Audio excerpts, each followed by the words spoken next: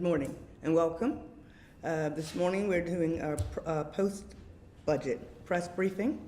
You will hear remarks from the Premier, the Honorable David Burt, JPMP, and then after that you'll hear remarks from the Minister of Finance, the Honorable Curtis L. Dickinson, JPMP.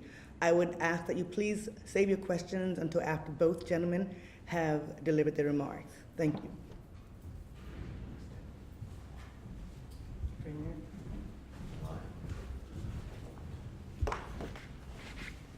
Good morning, everyone. Good morning. All right. Last year, I stood before you as Premier and Minister of Finance, delivering the new Progressive Labour Party government's first budget statement, a budget that was people-focused and built on our promises and performance. We set out to build Bermuda's economy by creating an environment for growth, to help produce career opportunities for Bermudians, and to be smart but disciplined with public spending. The people of Bermuda were our priority in the last budget, as they continue to be our priority in this budget, while we grow Bermuda's economy and ensure that the benefits of that growth reach all persons in Bermuda and not just a select few.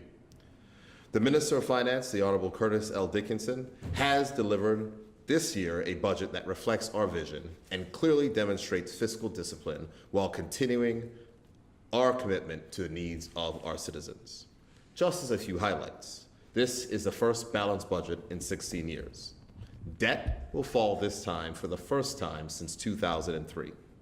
We will provide mortgage relief for Bermudian families, and we will fund our new College Promise programs that will allow students in public school who have a 3.0 GPA to receive scholarships through Bermuda College.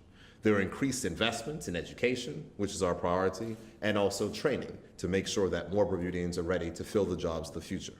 There are investments in social programs to tackle the root causes of violence in our communities. And then finally, there's payroll tax relief for retailers and local musicians.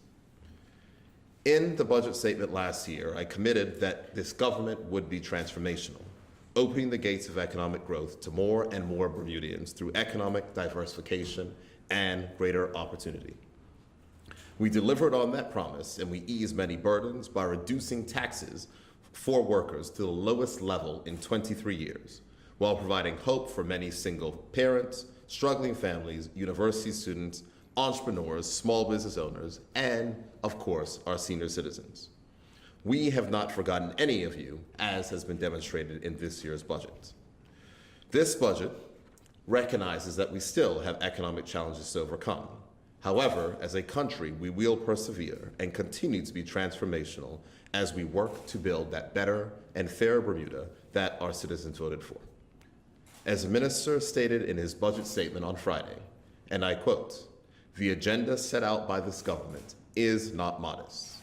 It cannot be, because these are extraordinary times and that demand that we take strides that may not match conventional wisdom and may defy the understanding of those who do not share our vision or indeed even our common purpose," end quote. Bermuda, we heard you, all of you, and we are appreciative of the confidence and support we have received as we work to improve our island, transform our economy, and craft a better future. We are confident that this budget, our first by the new Minister of Finance, will do just that. And with that, I will hand over the floor to the Minister of Finance. Minister. Thank you, Mr. Premier, and good morning. I'd like to thank the Junior Minister of Finance, the Honourable Wayne Furbert, for his work on the budget statement, as well as the public officers in the Ministry of Finance who have assisted in its preparation. They are all invaluable assets to the government and people of Bermuda. Last Friday, I read the 2019-2020 national budget, a budget that demonstrates fiscal discipline during very challenging and uncertain times. I do believe that we've adopted a fiscally prudent and balanced approach that will move us forward towards a small budget surplus and consequently a reduction in net debt. Bermuda faces some serious challenges. Our economy is highly vulnerable to external threats. Many of those challenges are international, but there are also domestic challenges that can pose significant risks to our economy if not managed judiciously. The most pressing threat to Bermuda's international business sector and to the Bermuda economy is the European Union's list of non-cooperative tax jurisdictions. And as stated in the budget statement, we've concluded that it was not prudent to raise an additional $50 million in revenue at this time. Additionally, the government has suspended the mandatory annual contribution to the sinking fund rather than borrow additional monies to make this annual contribution. In the 2019-2020 budget statement, we'll create conditions to foster economic growth, which will increase jobs, increase income, and raise the standard of living for Bermudians. The highlights of the 2019-2020 budget feature a 0.4% decrease in total expenditure of $4.3 million from last year's original estimate, and this includes current and capital expenditures plus interest on debt. Revenues are forecast to rise by 2.6%, or $28.6 million, and the current account balance before interest on debt and capital expenditure is budgeted to be a surplus of $188.6 million. The current account balance after interest is also budgeted to come in at a surplus in the amount of $72.1 million. This represents an increase in the current account surplus of $35.4 million when compared to the 2018-2019 budget on a like-for-like basis. Given the above, we can report that this year the government will report a budget surplus of $7.4 million. The budget will realize total revenue of $1.118 billion, with no major changes to payroll tax and tax relief for certain sectors of the retail industry and musicians. There will also be an increase in the rate of duty on a limited number of goods, raising from 50% to 75%. In a further phase of the implementation of the sugar tax, it is also proposed to extend the scope of items to be captured by the uprated 75% sugar tax. The government will increase the tax on premiums by 1% and increase the tax on bank assets from 0.005% to 0.0075% of a bank's consolidated gross assets at the end of a tax period. This will yield an additional $3.4 million in revenue. The government also proposes to increase the foreign currency purchase tax from 1% to 1.25%, generating additional revenue of $4.1 million. Let me speak briefly about the new land tax structure, as there seems to be some confusion. There will be an increase in land tax on commercial properties from 7% to 9.5%, and land tax on tourist properties from 7% to 8%. We will also amend the land tax rate structure for residential properties by amending the taxes for properties as follows.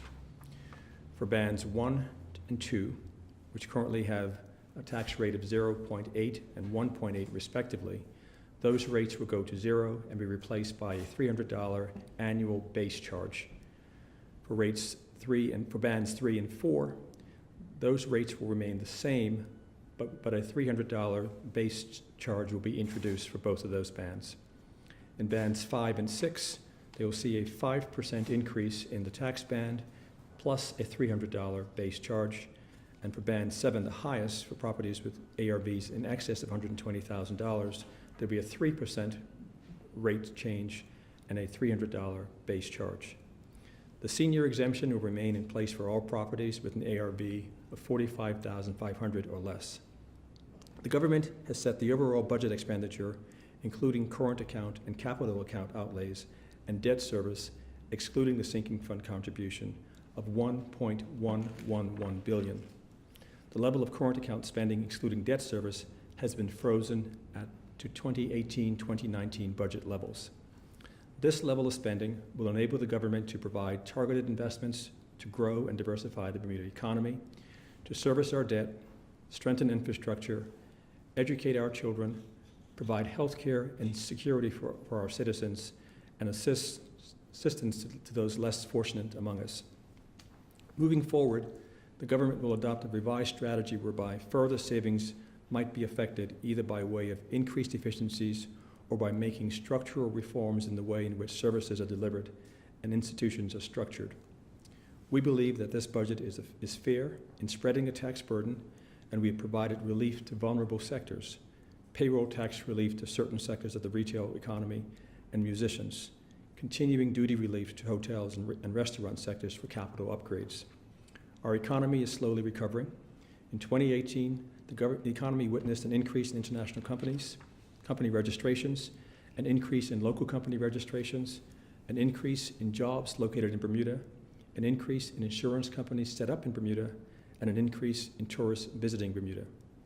Our economic plan is to build on what we currently do well in financial services and tourism, diversify our economy so that we can attract companies in new industries to our shores, reduce the cost of living and the cost of doing business in Bermuda, make our government more efficient, reduce regulations and red tape to stimulate investment while promoting competition in the Bermuda economy.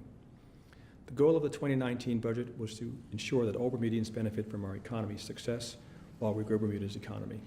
Thank you. Question? Nobody? John? I did have a question. Morning, sir. Morning. Apparently in the budget breakfast this morning, you said that if there was a chance to do the tax reform commission over again, you would. We were interested to hear if you could elaborate on that, what you meant by that. I think the question was, how would I do things differently? And I think what I said was, I present the commission with a clean sheet of paper and said, have at it. So part of the challenge I think that the Tax Reform Commission had was they were working with the tax code and trying to figure out how to make it work better. And what I would suggest, if I had to do it all over again, is just start from scratch and let's rebuild something. It doesn't reflect any reservations about the proposed new taxes? No, I think that the work that they did was outstanding work. But as I said this morning, we have to evaluate the actions we take in the context of the situation on the ground. And so there were proposals for increased taxes across the board in a number of different areas. But in light of where we find ourselves with the economy and with the external threats, I didn't think at this point in time it was the right time to be introducing new taxes. Sinking, question this morning. Morning. Can you enlighten me a little more on the sinking fund? It's sort of a gray area here. I hear you saying certain things, but I'm a little unclear on that. Okay. So the sinking fund was established in 1993 when the government borrowed some money, I think, to fund capital expenditures. They did the borrowing of the money through a bond offering. When you issue bonds, you float them. When you redeem them, you sink them. So sinking fund is a way of saving money annually to build up a pool of money to use to repay the bonds that you floated when those bonds mature. We have legislation in place today that provides for 2.5% of the balance of the debt to be contributed annually into a sinking fund as a way of saving up money to repay bonds when they come due. Now, over the course of the last 10 years, we have been borrowing money to save. And we've been paying for that borrowed money, a rate typically higher than what you can get on the savings. So in effect, we have created a neutral effect, except that we now have taken on incremental interest expense to fund those borrowings. So what we've decided to do is, in light of the fact that our profile in terms of where we are from a deficit perspective is moving to surpluses, we have no maturities coming anytime soon. Rates are somewhat higher than they used to be. I don't think it's wise to borrow to save when we're actually making a surplus. So what we're going to do is we're going to use the sinking fund to repay debt that's coming due this year. And then with surpluses, we're going to use that money to either put in the sinking fund going forward, or we're going to go into the marketplace and buy back our own bonds. Thank you. Any more questions? Thank you. Well, if no one's going to go, I did actually just have one more. You alluded to broadening the scope of the sugar tax just now. Would you be able to tell us a bit more about that? I think there are certain other items, like chocolate items, that are part of a schedule that will be introduced this year.